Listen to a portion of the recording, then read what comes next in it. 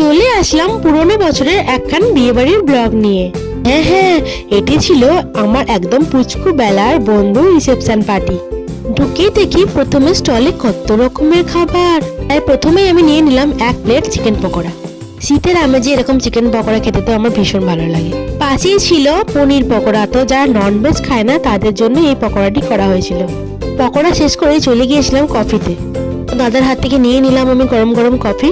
Reception পার্টিটি ছিল হাওড়াটি বালিতে। আয়োজন করা হয়েছিল কস্তুরী ভিলা নামে এক ভিলাতে।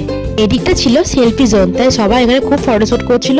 তাই আমিও এখানে ঘুরে ঘুরে কিছু ভিডিও বানিয়ে নিলাম। এই দেখো বন্ধু পেয়ে মায়েরা নিজেদের মতো সংসারে গল্প করছে। এইবার চলে আসি মেন মেনুতে।